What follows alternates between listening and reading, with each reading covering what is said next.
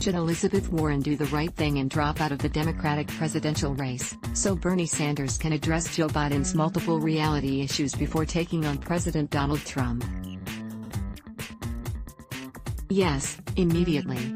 Bernie can beat Trump. Warren and other Democrats also match up well with Trump, but Sanders has the necessary authenticity.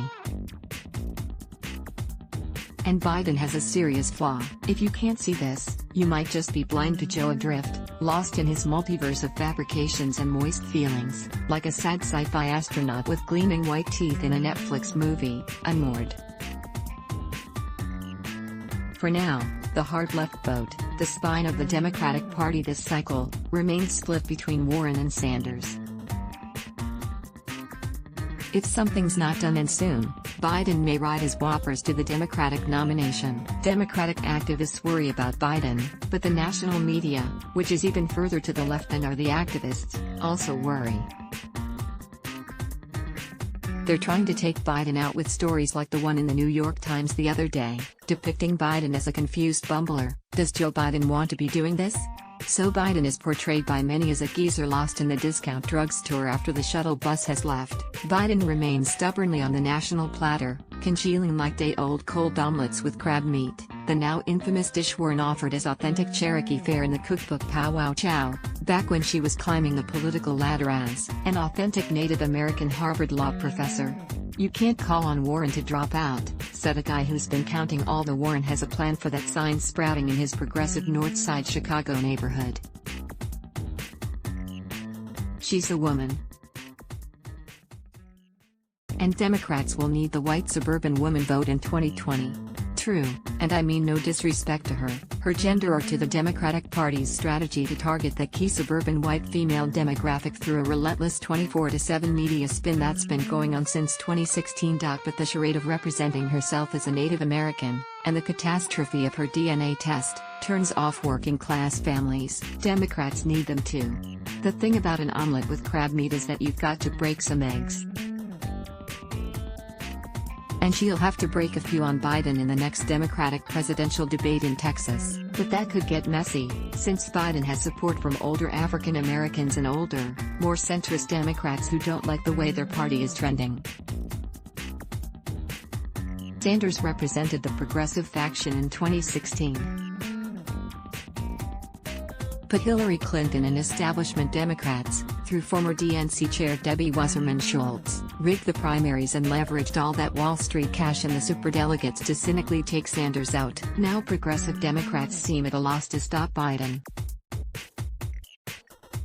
It reminds me of how my brothers and I would wait outside our house for Uncle John, a restaurant man, when Aunt Mary called to tell us he was bringing his famous dessert over to our house. We'd stand in the middle of the street and flag him down in his big gray sedan, waving our arms and shouting until he finally stopped. He was in his mid-90s and mentally quick. He just had trouble seeing. Still, it was worth the risk of getting flattened because Uncle John made great rice pudding. But he wasn't campaigning for president. Biden doesn't make rice pudding. Instead, Biden makes sweet and creamy feelings. Bernie Sanders, at 77, is a year older than Biden but seems much sharper. He's a socialist, yes, and unlike Biden, he knows the difference between Vermont and New Hampshire. Bernie went to Moscow on his honeymoon.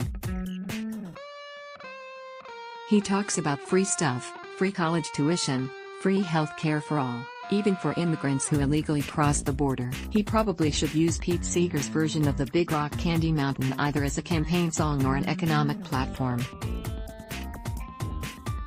Sanders doesn't have good hair, but who does? At least his locks are not orange. They're authentically white and grow wild and frizzy from Sanders' head like the hair of Rick Sanchez, the brilliantly sarcastic scientist in the Rick and Morty cartoons.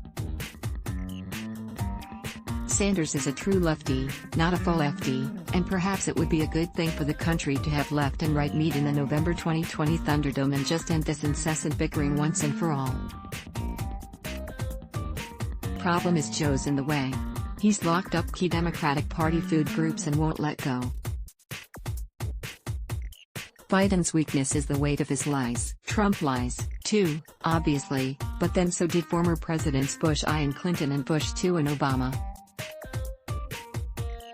Americans reward politicians who lie, if the lies are offered with emotion or silkiness. Trump just blusters through, like a cheesy house announcer at a pro wrestling match.